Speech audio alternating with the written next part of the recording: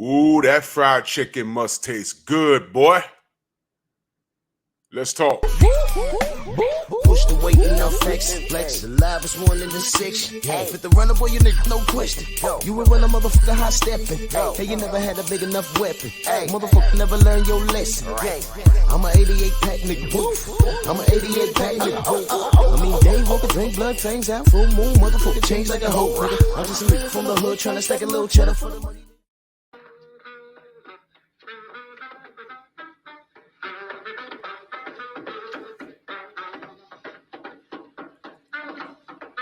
Yep. So I'm just I'm watching this video.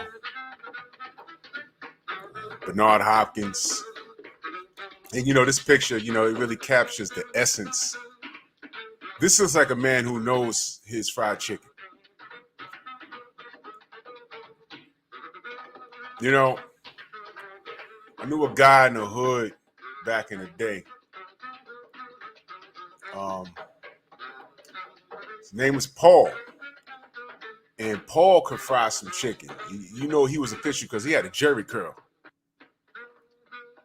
You know what I mean? And people lined up for that chicken, boy, and they look just like this nigga right here.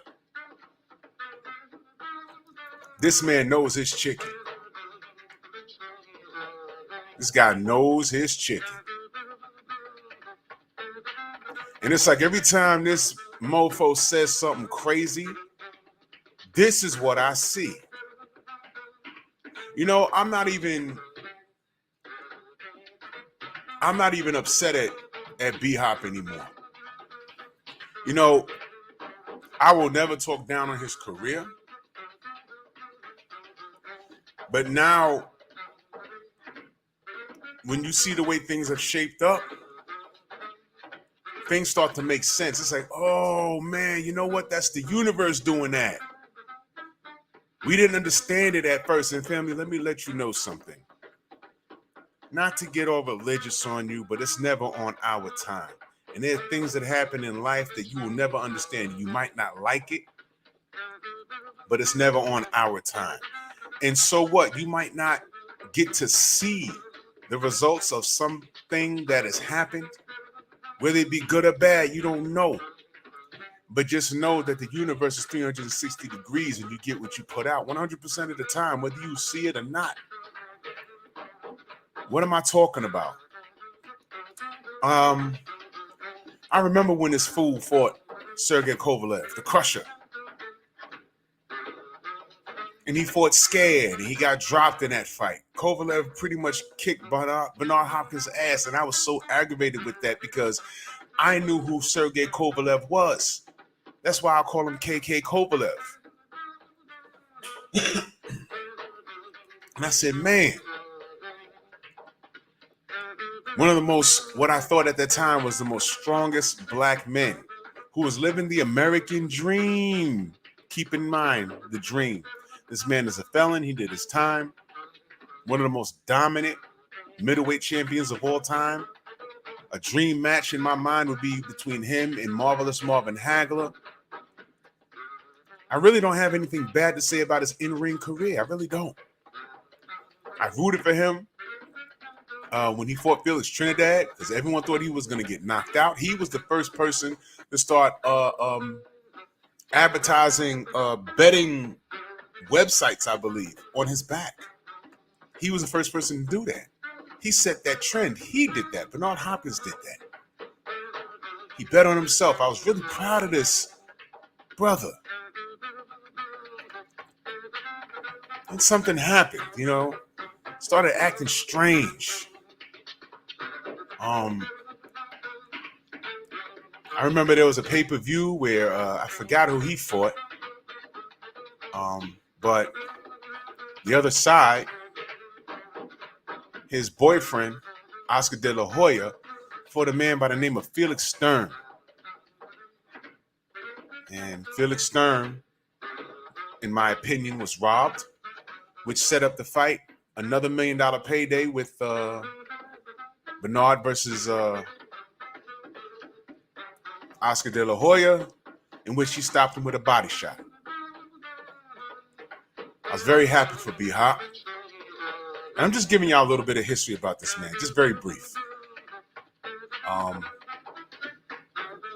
Third fight with Roy Jones. No, I'm sorry, not a third fight. It was a rematch with Roy Jones. Before that, he fights Antonio Tarver, beats him. I was there for that, paid money for that. Followed this career, very proud of this man. Gets in there with Joe Calzaghe, drops him in the first round, loses down the stretch. I'll never let a white boy beat me. That's what he said. Remember that? Gets in there against Sergey Kovalev, gets his ass whooped. And I said, man, I wanted him to lose. I didn't want it to be, if he was to lose, I didn't want it to be to him. And I didn't like that. Didn't like that. Sometime later, he gets in the ring with New York's own Joe Smith, where he takes the plunge. Gave him a 10 on that dive, right out the fucking ring. I said, well, there it is. And that was his last performance in the ring. And I was cool with that. I said, look, man, how he went out doesn't overshadow what he accomplished in the ring. Then he starts working with Golden Boy. And I don't care what anyone says. Strike 1, 2, and 3 was when those racist emails came out in reference to Al Heyman when they called him Black Hitler. And he said nothing. He said nothing. As a matter of fact, I bet you if somebody came up to him and said, yo, Bernard, look at these damn emails. What is Oscar? All of these dudes, Oscar knows these guys, whether you talk to them or not. But yo, what are you going to do about this? And he looked at them with this smile right there. Right in the face. Just like in this picture. Yeah, they calling him Black Hitler, B-Hop, man. You can't let this rock. And there was an eerie silence in the room, and he was staring at the brother that brought him those emails, and he looked at him just like this. I don't care. I done made it. Let that black man handle his own business. I don't want no trouble now. Is that chicken? Yeah, that's that yellow streak down your back, chicken. You know your chicken, don't you? Fried, baked. You know what I'm saying? Chicken in the can, chicken in the bucket, chicken for my lunch, chicken for my dinner. Chicken, chicken, chicken. I'm a finger-licking winner. Yeah. You eating chicken while dancing to this goddamn Bojangles, man, aren't you? Then why am I doing this video? I just heard of an interview. You was at the Javier Fortuna, Ryan Garcia press conference. Now I know where you stand business-wise because I watched the video and Ryan Garcia walked up to you and gave you a hug. I was like, oh, okay, well, whatever. But it's what you said about Devin Haney. You know the dream? Devin the Dream Haney? You know the American dream that you said you was living? And the person talking to you says, well, Devin has 4 belts. And you said something to the effect of, well, what?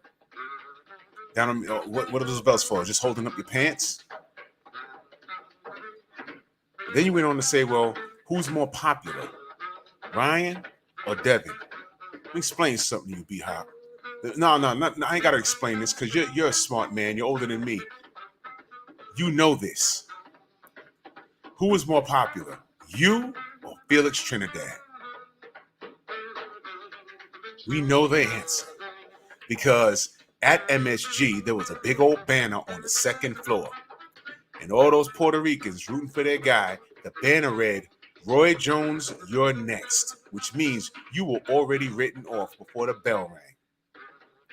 And myself and a few other people who knew boxing said, Tito ain't going to make it out this fight. He'll be lucky.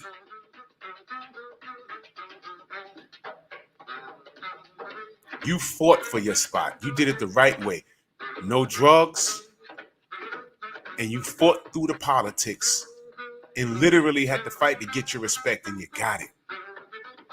And when you got it, all we did was protect your integrity. You had to fight off the politics and bullshit of boxing. You had to fight against guys like Larry Merchant and Jim Lampley, those guys at HBO that didn't like you to begin with, even when you won, that disrespected you. And when it comes back full circle, and someone asks you, why are you talking like that about Devin? That's the smile you're going to give. If Bill Haney asks you, why are you talking about us like that? That's the smile you're going to give him. It's deeper than business, my man. I understand you got a vested interest in Ryan Garcia. I get it. But is your vested interest that deep that you didn't say anything about those goddamn emails about Al Heyman? When did you lose your black card?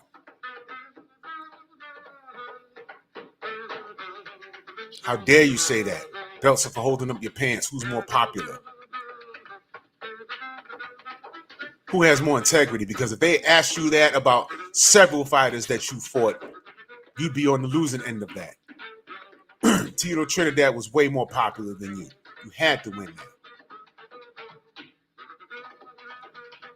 And when you started winning and cracking that ceiling of $1 million fights, you were still disrespected. Who was out here fighting for your respect? We were. And we did it even when you hung the gloves up.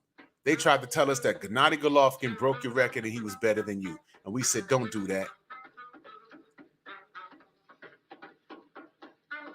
You see, you niggas forget where you come from fast. But then it dawned on me, maybe you was never there to begin with. Maybe you was never there to begin with. So let me go on record saying this. Let me remind you, and I don't really know if you're going to listen to this or not. I really don't give a shit, but this is where I'm up. It's 1 a.m, and I just heard that, and it drove me crazy. Sucker. You know what time it is with Ryan. Because once upon a time, you was in Devin Haney's shoes. Oh, wait, no, you wasn't. Because Devin is being ducked, but he's still worth millions. You was never that. And that brings me to this discussion. When we say there's a lot of fighters active and not active that are jealous of a lot of these young cats coming up, do y'all believe us now?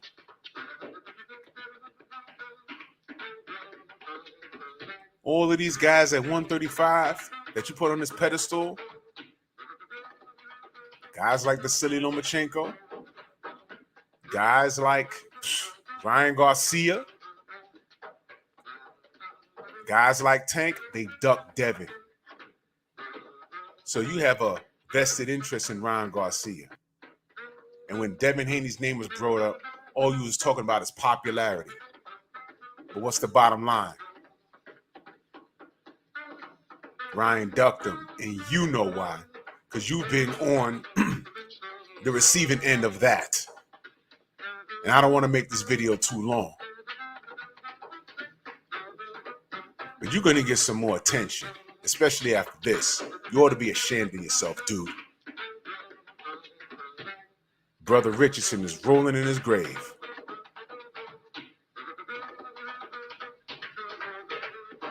Ridiculous, B-Hop. You lost me, dude. Monkey! Enjoy that chicken. Bronx on deck. Move!